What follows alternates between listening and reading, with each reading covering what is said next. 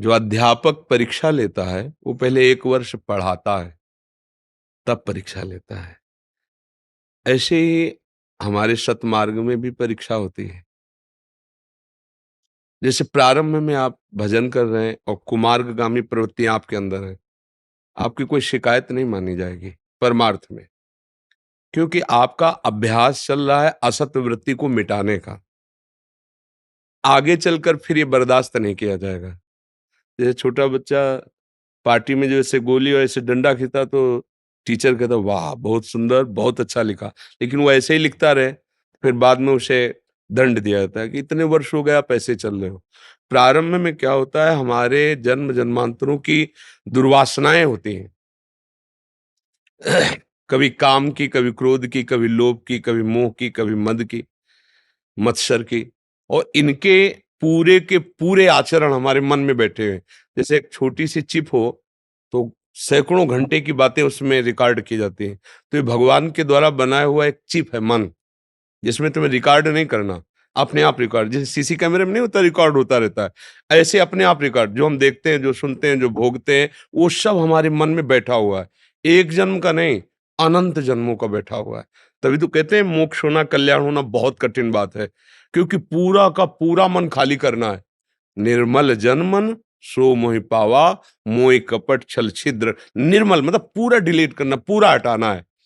अब पहली बात उपासक के हृदय में ये आनी चाहिए कि मुझे इनसे हटना है और इनको हटाना है।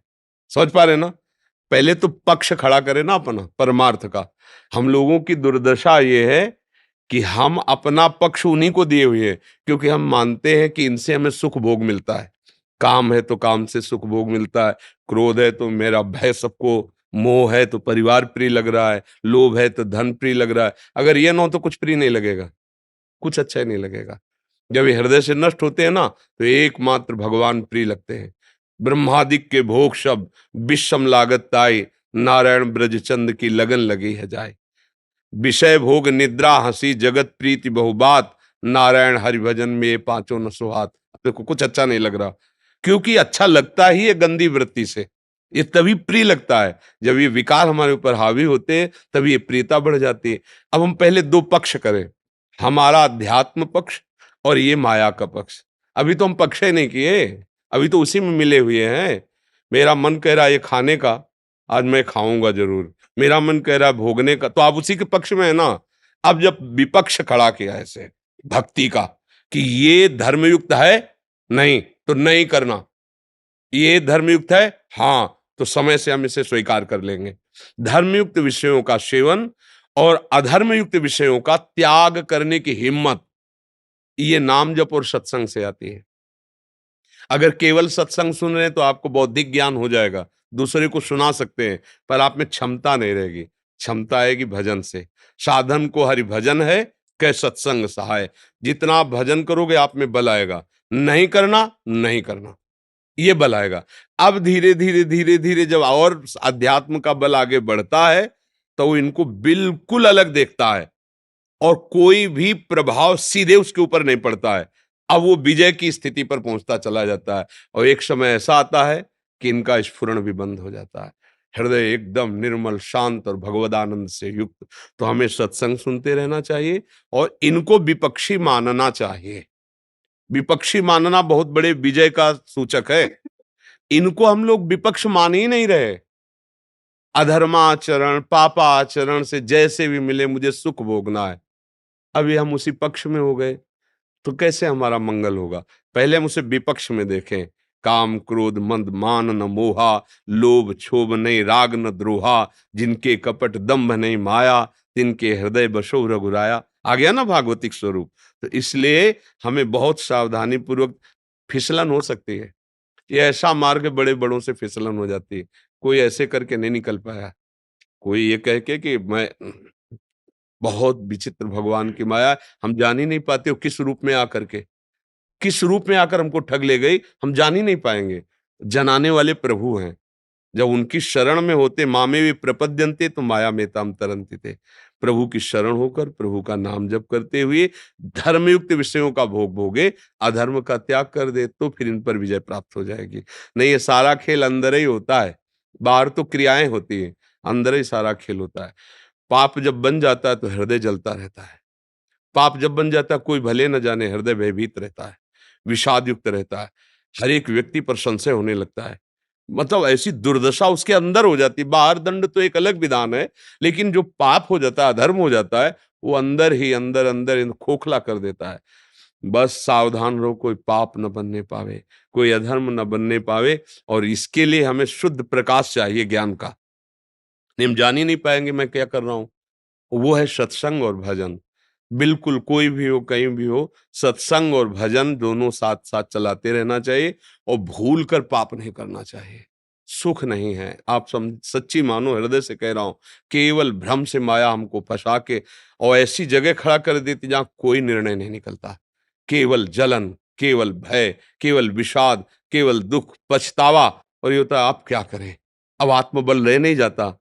फिर वो पूरा जीवन व्यर्थ हो जाता है। इसलिए बहुत सावधान, बहुत सावधान। एक-एक कदम फिसलन वाला है। अब जो नहीं समझ पाते, जब परिणाम आता है तो बहुत बड़ी हानि होती है। अब उस समय संभल पाने का मन पछताई अवसर भी थे। अब संभलने का समय नहीं रहा, अब तो दंड भोगने का समय आ गया।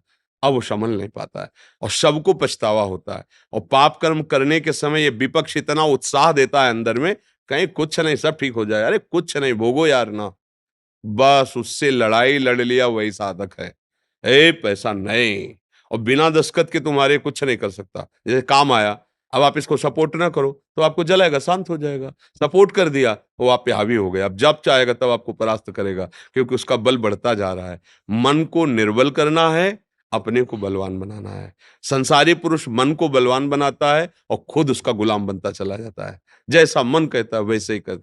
और ये बहुत ऊंचाई से गिरा देता है, बहुत ऊंचाई से। मतलब ये छोटी-मोटी ताकत नहीं है। ये मन और कामादि विकार बहुत बड़ी ताकत है, जो पूरे जीवन सावधान रहते हैं। जरा-सा झपकी लगी जैसे, तो माल चोरी हो गया। ऐसे ठग हैं ये। जरा-सा चूक हुई, मनोरंजन की भावना आई, जीवन भर जल रहा हूँ, चलो ये भोग आया, भोग लेते हैं। बस फँस गया। बाहिरी सुख की तरफ जरा-सा लालच हुआ कि वर्षों की कमाई मिनट में गँवाई। ये बहुत खतरनाक खेल माया रचती है। इसलिए राधा, राधा, राधा और सत्संग सुनो और डरते रहो कि कोई पापाचरण ना हो जाए। सच्ची कहते हैं, पापाचरण बाहरी दंड तो जो मिलता है, हृदय जलता रहता है। अब बाहर से सब सुविधाएँ, हृदय जल रहा है तो क्या शांति है? और हृदय शीतल है, बाहर से असुविधाएँ हैं तो कोई परेशानी नहीं है। हम लोग बाहर की सुविधा उसके लिए अधर्माचरण कर देते हैं, ये बहुत बड़ी भूल है। हिंसा, चोरी, व्यभिचार, अधर्माचरण से कभी किसी को सुख नहीं मिला, ना मिलेगा। बाद में पछतावा तो कुछ नहीं, बस ऐसे यार मैंने ऐसा क्यों कर दिया? ऐसा बस अब कोई उत्तर नहीं, अब तो भोगो, क्योंकि बीज बो गया, अब वो वृक्ष रूप में अब भगवान ही बचा सकते हैं। एक जगह है कि भारी से भारी पापाचरण का फल मिलने वाला हो, तो भगवान बचा सकते हैं। जैसे कई बार कहा है कि हमारा गलत आचरण बन गया, अपराध बन गया, रिपोर्ट हुई, पकड़े गए, मुकदमा चला, वकील ने साबित कर दिया मैं अपराधी हूँ और मुझे फांसी की सजा हो गई। एक जगह है जहाँ अभी बच सकते हो, राष्ट्रपति। अगर राष्ट्रपति से विनय पूर्वक हम क्षमा मांगे, तो यद्यपि मैं अपराधी हूँ, फांसी की सजा हो गई है पक्का, पर वो माफ कर दे। ऐसी एक जगह है भगवान की चरण, अहम त्वं सर्वपापेभ्यो मोक्षयिष्यामि मां। हे भगवान मुझे बचा लो, मेरे से गलती हो गई, अब कभी नहीं करूंगा, प्रभु बचा लो। वो परम पिता हैं, वो परम दयालु हैं, वो बचा लेंगे। और बहुत सावधान रहे, बहुत हृदय की कहता हूँ, बहुत सावधान रहे कि यहाँ एक भी कर्म तुमको बख्शेगा नहीं, पक्का समझ लो। तुम्हें लगता है कोई नहीं जाना, समय आने दो, जब अपना रूप धारण करेगा तो ऐसी जगह फंसाएगा जहां अपराध ही नहीं किए। आपको ऐसी जगह दंड दिलाएगा, वो गुप्त पाप जहां आपने अपराध ही नहीं किया। आप कसम खाओगे कि मैंने अपराध नहीं किया, लेकिन आपको दंड भोगना पड़ेगा, क्योंकि वो अपराध जो प्रकाशित नहीं हुआ, वो अब फल दे रहा है, भोगना पड़ेगा। हृदय जलेगा, दुर्गति। बहुत सावधान, सबसे यही प्रार्थना करते हैं, शराब मत पियो, मांस मत खाओ, पराई बहन बेटियों की तरफ गंदी दृष्टि से मत देखो। मन बहुत दुष्ट है, इसको थोड़ा काबू में लाओ। कोई हम पशु नहीं, मनुष्य हैं, हम ऐसा कर सकते हैं। अगर हम ऐसे किए तो जीत जाएंगे, और नहीं तो फिर 5 मिनट की गलती पूरे जीवन की जेल, 5 मिनट का अपराध अनंत जन्मों तक भोगना पड़ सकता है। बहुत सावधान, ये कर्म भूमि है। बीज ऐसा बो जो सुखद हो। हम लोग बीज बोते हैं दुख वाले, चाहते हैं सुख। बीज बोते हैं गंदे और चाहते हैं रसमय फल कैसे प्राप्त हो सकता है? बहुत फूंक फूंक के कदम रखो। विशेष धर्म क्या है? ये किसी से पूछने की जरूरत नहीं है, अपना हृदय जानता है सबका। ये नहीं करना चाहिए, ये सबका हृदय जानता है। वो मत करो। आत्मनः प्रतिकूलानि परेषां न समाचरेत। जो अपने को अच्छा नहीं लगता, वो ऐसा किसी के साथ बर्ताव ना करे। अपनी बहन-बेटी कोई गंदी दृष्टि से देखे, अपने को बुरा लगेगा ना, तो अपने को ये काम नहीं करना। अपना कोई मांस काटे तो बुरा लगेगा ना, मुझे किसी जीव को ऐसा नहीं करना। अपनी कोई चोरी करे, बुरा लगेगा ना, मुझे चोरी नहीं करनी। कोई कपट करे मेरे साथ पसंद नहीं, तो मैं किसी के साथ कपट क्यों? आत्मना प्रतिकूलानि परेशान न समाचरे। जी। डॉक्टर राकेश सैनी जी। महाराज जी, आपके चरणों में कोटि कोटि प्रणाम। महाराज जी, मेरा प्रश्न ये है कि क्या भगवत प्राप्ति का रास्ता सिर्फ भजन, सत्संग, कीर्तन, नाम जप आदि ही है, या फिर हम अपने बुजुर्गों की सेवा, किसी जरूरतमंदों की सहायता, गरीबों की सेवा, गुरुजनों की सेवा आदि करके भी भगवत प्राप्ति को पा सकते हैं? उनमें भगवत भाव करके नाम जप करते हुए, इसके बिना नहीं। सब अपने परिवार में आ सकते, फिर सबको भगवत प्राप्ति हो जाए ना, समझो। माता, पिता या किसी भी शरीरधारी में भगवत भाव कि मेरे भगवान इनके हृदय में बैठे हुए हैं, मेरे भगवान ही स्वरूप में हैं, और नाम जप, राधा राधा राधा, खूब धन कमाओ, अच्छे धर्म से परिवार की सेवा करो, भगवत प्राप्ति हो जाएगी।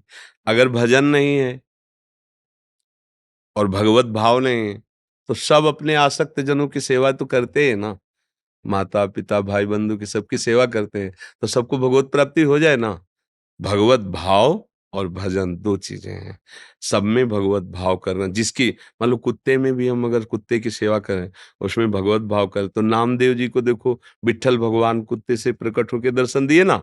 तो अगर हम भगवत भाव विहीन, तो सब आसक्त है, तो कोई पत्नी में, पुत्र में, परिवार में, और सब दुलार कर रहे हैं, धन कमा रहे हैं, सब सेवा कर रहे हैं। अब ये कर्तव्य हो गया आपका, और अगर आपने उस भगवत भाव कर लिया और नाम जप कर रहे हैं, अब ये अध्यात्म हो गया आपका। अब इसका फल, क्रिया वही है, भाव बदल गया, तो एक भगवत प्राप्ति कराने वाली होगी, एक कर्तव्य का पालन करने के कारण पुण्य की प्राप्ति होगी। जैसे दान है, मनो 100 रुपया दे, ये हमारे 100 रुपया ठाकुर जी के सामने, तो आपको 1000 रुपया मिल जाएंगे परिणाम में। अगर यही भाव, वही 100 रुपया रख रहे हो, प्रभु आपके द्वारा दिया हुआ आपको समर्पित है, इससे भगवान की भक्ति पुष्ट होगी, आपको भगवत मार्ग, क्योंकि त्वदीयम वस्तु गोविंदम तुभ्यमेव, आपने दिया, आपकी ही सेवा में है, और जहाँ ये भाव मैंने दिया, वो पुण्य हो जाता है। ऐसे ही हे प्रभु, आप मेरे माता पिता के रूप में, पत्नी के रूप में, परिवार के चराचर के रूप में मैं आपकी सेवा कर रहा हूँ, और नाम जप, इससे हो जाएगी भगवत प्राप्त। बिना नाम जप के बात नहीं बनेगी। ओ गोस्वामी तुलसीदास जी ने एक दोहे में लिखा है, वारि मथे घृत होए बरु सिकताते बरु तेल, बिनु हरि भजन न भवतरी, यह सिद्धांत पेल। चाहे पानी मथने से घी निकल आवे, बालू के पेरने से भले तेल निकल आवे, असंभव है ना, पर कह रहे हैं ये असंभव कार्य भले संभव हो जाए, पर बिना भगवान का भजन के भव समुद्र से तरा नहीं जा सकता। तो नाम जप करते हुए, भगवत भाव रखते हुए, तो इसमें भगवत प्राप्ति हो जाएगी। सूर्य तिवारी जी, जबलपुर से। राधे राधे महाराज जी, आपके चरणों में कोटि कोटि नमन। महाराज जी, यदि घर में अपने बड़ों से बहुत प्रेम होते हुए भी विचारों के मतभेद के कारण अनबन होती रहे, तो क्या शांति और प्रेम बना रहे, इसके लिए अलग होकर रहना ठीक रहेगा महाराज जी? ये क्या इसमें पाप तो नहीं है? भाई, अनबन और कर्तव्य दोनों अलग अलग चीज है, इसको समझना होगा। तुम्हारी अनबन बन रही, लेकिन तुम्हारा कर्तव्य है, वो बूढ़े जन है, उनकी सेवा करना, जैसे सास है, ससुर है, या परिवार के वृद्ध जन है, उनका बर्ताव नहीं अच्छा, उनकी बोलचाल अच्छी नहीं, अब हमें नहीं देखना, अब हमें कर्तव्य देखना है। जैसे छोटा बच्चा है, हम उसके बर्ताव देखते हैं क्या? नहीं, हमारा कर्तव्य उसको नहलाना धुला, वो गोद में आग दे, तो ये कर्तव्य थोड़ी हम देखते हैं कि भाई वो बच्चे का ये कर्तव्य है कि आग दिया, ऐसा वैसा। ऐसे बूढ़े लोग होते ना, उनकी सेवा करोगे ना, वो तुम्हें गाली देंगे, वो वाह वाह नहीं कहेंगे। वो ऐसी चेष्टा करेंगे, आपको गुस्सा आवे तो उनके पास कभी न जाओ। ये नहीं देखना, हमको सेवा करनी है। सेव्य के प्रति सम्मान की भावना मुझे रखनी, उससे सम्मान नहीं चाहना। तो मेरे माता, मेरे पिता, सास, ससुर, ये सेव्य जन है, विचार की अनबन है, अच्छी बात है। मुझे अच्छा नहीं लगता उनके विचार, पर मेरा कर्तव्य तो कहता है ना कि उनकी सेवा करनी। वयोवृद्ध हैं तो उनको खवाना पिलाना, उनके कपड़े धो देना, उनकी सेवा कर देना। मुझे ऐसा लगता है शास्त्र सम्मत व्यवहार किया जाए, बुजुर्गों के साथ कभी ऐसा कटु व्यवहार न किया जाए। जैसे हमने देखा भी है, जवान जो पुत्र है वो अपने पिता को थप्पड़ों से मार रहा है। बहू है, बूढ़ी माता सास को पिटाए, ये दुर्गति का कारण है, ऐसा नहीं। और हम ये पक्का कहते हैं आपसे, कोई बिरला ही बूढ़ा आपसे प्रेम से बात करेगा, क्योंकि उस समय उसका स्वभाव बिगड़ जाता है। वृद्धावस्था है, इंद्रियों से भोग अब हो नहीं रहे, अंदर जलन बैठी हुई है, तो तुम कितनी सेवा करो, और अंदर ही बैठा हो मेरा लड़का है, उसको ये है ना, तो कोई एहसान थोड़ी कर रहा है, वो अपनी प्रॉपर्टी दी, मेरा पुत्र है, मैंने पालन पोषण किया, तो तुमको सम्मान थोड़ी देगा, वो तो कटु वचन बोलेगा। अब उस समय सेवा कर ले जाओ तो यही भगवत प्राप्ति, जैसे आपने प्रश्न किया ना, अब भगवत प्राप्ति का काम बन जाएगा। भगवत भाव कि अब चाहे जैसा आप बोलो, हमें सेवा करना है। देखो ऐसे वृद्ध जन है जो स्वयं सोच नहीं सकते, स्वयं कपड़े नहीं धो सकते, और उन्होंने, मान लो आप बहू हैं, तो आपके पति को प्रकट किया है, आपके पति को स्वस्थ किया है, और आप उनकी संपत्ति में हैं, तो अब आपका कर्तव्य बनता है कि उनके कपड़े धो दीजिए, उनको पवित्र कीजिए, उनको समय से भोजन दे दीजिए। वो गाली बके, बकने दो, आपका काम हो जाएगा, आपका मंगल हो जाएगा। तो मुझे तो लगता है ऐसा ही करना चाहिए। रामकृष्ण जी कानपुर से। गुरुदेव आपके चरणों में दंडवत प्रणाम। गुरुजी मैं पुलिस में हूँ कानपुर में। गुरुजी मैं आपका सत्संग 5 महीने से सुन रहा हूँ और श्री राधा नाम जप भी कर रहा हूँ। मैं अंडा मीट शराब लहसुन प्याज सब छोड़ दिया और कसम खा ली कि शास्त्रविरुद्ध आचरण नहीं करूंगा। महाराज जी मैंने आपको अपना गुरु मान लिया है। हाँ, हम धन्यवाद इस बात का देते हैं कि आप नवीन अवस्था में और राजकीय विभाग में होते हुए आप सत्संग सुनकर एक कसम खा लिए, बहुत उत्तम बात है। भगवान आपका सहयोग करेंगे, क्योंकि सतमार्ग पे जब चलना होता है तो भगवान की शक्ति से ही होता है। हमें हमारी वासना, हमारा मन गिराना चाहता है, और भगवान हमें सहयोग देते तभी हम चल पाते हैं। आगे बढ़िए, और जो आपको ड्यूटी मिली है उसमें धोखेबाजी ना होने पावे। धोखेबाजी किसी अन्य वासना, अन्य कामना से हम अपने कर्तव्य से च्युत ना हो जाएं, विमुख ना हो जाएं। जितनी भी सेवा मिली, जितना अधिकार मिला है, जो हमारे धर्म से युक्त है, उसको वैसे ही पालन करें। ये न सोचे कि अर्थ अधिक आ जाए या कुछ। 100 रुपया मिलेंगे ना, बड़े चैन से रहोगे। 1 लाख मिलेंगे ना धर्म से, बेचैन हो जाओगे। लोगों को समझ नहीं आता है, वो आंतरिक जलन रुपयों से शांत नहीं होगी, वो धर्म से शांत। हृदय शीतल धर्म से होता है। बाहरी बहुत अरबों खरबों रुपया है और हृदय जलता है तो कोई खास बात नहीं हुई। मन प्रसन्न है, आनंदित हो, बार बार परिवार को देख के सुख मिल रहा है, सब स्वस्थ वो कब होगा? जब धर्म से चलोगे। तो ये बहुत अच्छा है, नाम जप कीजिएगा और सत्संग सुनते रहिएगा। तो सत्संग एक नई ऊर्जा पैदा करता है, भागवतिक। सुनते सुनते एक मन में आ ही जाता है, जैसे आपके आ गया कि अब यार जब इतना बुरा है मांस खाना शराब पीना, तो चलो छोड़ देते हैं, आ ही जाएगा। अगर कुसंग करे कोई बहुत बढ़िया आदमी, मान लो रोज शराब पीने वालों के पास बैठे, कभी नहीं पीता है, तो निश्चित है कि उसका मन जो है ना, एक बार उसमें आने लगे। क्या वो कहेंगे एक बार तो देखो पी करके, एक बार तो खा के देखो। कोई उत्तम प्रकृति वाला बिरला ही होता है जो बच जाए। जो रहीम उत्तम प्रकृति का कर शकत कुसंग, चंदन विष व्यापत नहीं लपटे रहत भुजंग। कोई उत्तम, और वो भी सत्संगी होगा तभी बच सकता है, भगवत सेवी होगा तभी बच सकता है। नहीं तो कुसंग का असर हो जाता है, तो फिर तो सत्संग इसका असर तो होगा ही, यदि स्वीकार किया जाए तो। बहुत बढ़िया है, आगे बढ़ो परमार्थ में। जी। अरुणा जी गुड़गांव से। राधे राधे गुरु जी। गुरुदेव आपके चरणों में कोटि कोटि प्रणाम। गुरुदेव कहते हैं कि हम अपने आप को भगवान के सामने समर्पण कर दें। महाराज जी कैसे होता है, इसका क्या उपाय हाँ, है? वो भगवान को ऐसा थोड़ी कि मंदिर में जाएं और सब लिखा पढ़ी करवा दें, ऐसी बात नहीं होती। समर्पण का मतलब हृदय से होता है। वो यहीं बैठे हुए हैं और उन्हीं की वस्तु उनको समर्पित, मेरा कुछ है नहीं। जैसे ये शरीर है, हमारा मन है, हमारी इंद्रियां हैं, सारा व्यवहार उन्हीं का तो बनाया हुआ है। तो अहंकार समर्पित करना बस। अंदर जो अहंकार, मेरा और मैं, ये चलता रहता है ना, मैंने ये किया, मैंने किया, इतना मेरा, उसको अंदर भाव से प्रभु के अंदर ही बाहर कहने की जरूरत नहीं। हे कृष्ण, हे करुणामय, हे प्रियाजू, ये सब आपकी है, आपको आप संभाले रहना। तो जैसे हम 1 किलो प्रसाद बर्फी ली भोग और लगाया जाके, तो हमें मिलता है ना प्रसाद। और वो महत्व तो कितना हो जाता है, भगवत प्रसाद है। एक किनका भी जो है बहुत महत्व रखता है, जब प्रभु को भोग लग जाता है। और ऐसे आप मिठाई पा के देखो, वो स्वाद नहीं मिलेगा। और वो जब वहां से किनका भी मिल जाए ना इतना, तो मतलब एक हृदय में आह्लाद होता है। तो समझो वही मिठाई जो आपने दी है, वो वही वापस आई है, पर वो अब प्रसाद रूप में आई है। तो वही वस्तु जो भगवान ने आपको दी है, उसे जहां भगवान को समर्पित किया, है आपकी ही, भोगो आप ही, लेकिन अब वो आपको बांधने वाली नहीं है, अब आपको मुक्त करने वाली बन गई। ऐसा नहीं कि किसी के पास जाके लिखा पढ़ी करने की बात हो, वो अंदर की है। प्रभु नाथ सकल संपदा तुम्हारी, और मैं सेवक समेत सत। हो गया समर्पण।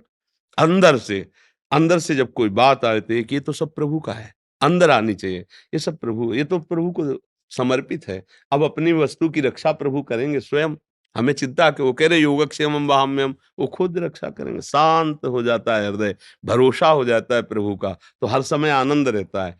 अभी भरोसा है धन का, जन का, संसार का, तो भय लगता है कि अगर शरीर ही छूट गया तो कोई साथ नहीं देने वाला। और वो शरीर छूटने के बाद भी साथ रहेंगे, क्योंकि प्रभु हैं, वो तो अविनाशी हैं। तो इसलिए अंदर का समर्पण ही समर्पण माना जाता है।